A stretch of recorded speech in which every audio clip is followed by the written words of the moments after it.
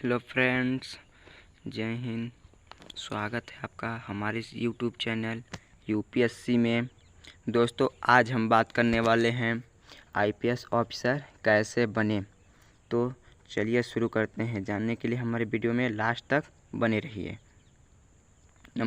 दोस्तों, अगर आप एक आईपीएस ऑफिसर बनना चाहते हैं तो सबसे पहले इसको आपकी तैयारी करना बेहद ज़रूरी है। अगर आप इसकी तैयारी नहीं करोगे तो आप आईपीएस अफसर नहीं बन पाओगे। तो चलिए आगे जानते हैं कि आईपीएस अफसर बनने हेतु क्या क्या होना चाहिए। सब दिया गया है दोस्तों, देख लीजिए। नंबर 1, आईपीएस का full form Indian police service यानी भारतीय पुलिस सेवा कहते हैं। आईपीएस बनने के लिए सबसे पहले आपको 12वीं पास करना होगा किसी भी सब्जेक्ट से। बस दोस्तों, आपको पास होना चाहिए। नंबर 2, 12वीं के बाद फिर आपको ग्रेजुएट पूरा करना होगा किसी भी कोर्स से। बस पूरा से पूरा होना चाहिए या लास्ट ईयर होना चाहिए। फिर आपको भारत का नागरिक होना चाहिए। आपकी उम्र 21 से 30 के बीच में होना चाहिए। यहाँ SC, ST, SC के लिए और OBC कैंडिडेट के लिए 5 साल की छूट दी जाती है। नंबर 3, दोस्तों आपको बता दूं कि पुरुष की हाइट, अगर आप जनरल कैंडिडेट के उम्मीदवार हैं तो आपकी हाइट 165 सेंटीमीटर तक होनी चाहिए। और अगर आप OBC, SC, ST के कैंडिडेट के उम्मीदवार हैं तो आपकी हाइट 160 सेंटीमीटर तक होनी चाहिए, क्योंकि ये यूपीएससी में मांगता है दोस्तों, क्योंकि हाइट रहना बहुत आवश्यक होता है। और इसके अलावा आपके चेस्ट 84 सेंटीमीटर तक होना चाहिए।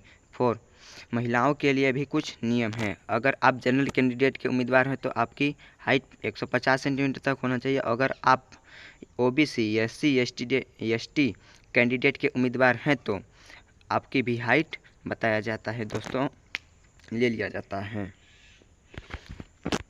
फिर आपकी हाइट 145 सेंटीमीटर तक होनी चाहिए। और इसके अलावा आपकी चेस्ट 79 सेंटीमीटर तक होना चाहिए। दोस्तों, ये महिलाओं के लिए हो गया।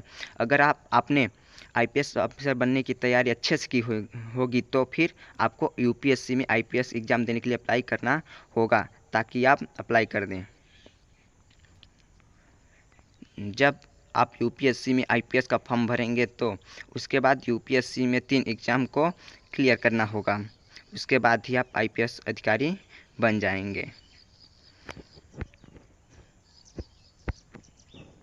नंबर 6, यूपीएससी में 3 एग्ज़ाम होते हैं। पहला प्रारंभिक परीक्षा, दूसरा मुख्य परीक्षा, तीसरा दोस्तों साक्षात्कार परीक्षा। इसको क्लियर करना बेहद ज़रूरी होता है दोस्तों। नंबर 7, मेरे ख्याल से आपको भी यह मेरी तरह ये आसान सा एग्ज़ाम लगता है, लेकिन ऐसा बिल्कुल भी नहीं है, क्योंकि इस एग्ज़ाम को हर साल 7 से 8 उम्मीदवार देते हैं, लेकिन आईपीएस अधिकारी के केवल 400 से 800 उम्मीदवार ही लग जाते हैं उसको तैयारी करने के लिए, और जाते कितने हैं? 7 से 8। नंबर 8, जैसा कि मैंने आपको पीछे बताया कि सबसे पहले आपको प्रीलिमिनरी एग्ज़ाम को क्लियर करना होगा। इसको क्लियर करने के लिए आपको एग्ज़ाम में मल्टीप्लाई क्वेश्चन आते हैं, और इन क्वेश्चन के मार्क के अगर बात करूं तो आपको टोटल 400 मार्क के 2 पेपर होते हैं। आपको 2 पेपर देना और 200 के रहेंगे। नंबर 9, अब मेंस एग्ज़ाम को भी क्लियर करें। इस एग्ज़ाम में आपको डिस्क्रिप्टिव टाइप क्वेश्चन आते हैं, और अगर आप इसको भी पास कर लेते हैं तो आपको इंटरव्यू प्रिपरेशन की करनी होगी। नंबर 10, दोस्तों फिर आपको इंटरव्यू को भी क्लियर करना होता है। इसमें आपके ज्ञान को चेक किया जाता है, और उसमें 5 से 6 लोग आपसे सवाल करेंगे और आपका उसको आंसर बताना होगा। नंबर 11, अंत में लपसना में आईपीएस की ट्रेनिंग दी जाती है। अगर आपने आईपीएस के इन 3 परीक्षाओं को पूरा किया तो फिर आपको लपसना में आईपीएस की ट्रेनिंग के लिए भेज दिया जाएगा, और यहाँ पर आपको आईपीएस से जुड़ी वह सारा काम को सिखाया जाएगा जो एक आईपीएस अधिकारी को करना होता है। नंबर 12, एक आईपीएस अफसर की कुल ट्रेनिंग 1 वर्ष 9 महीना की होती है। अब इस तरह हमारे देश में आईपीएस अफसर बनकर तैयार होता है। दोस्तों, बस आज के लिए बस इतना ही। अगर जय हिंद, मिलते हैं नेक्स्ट वीडियो।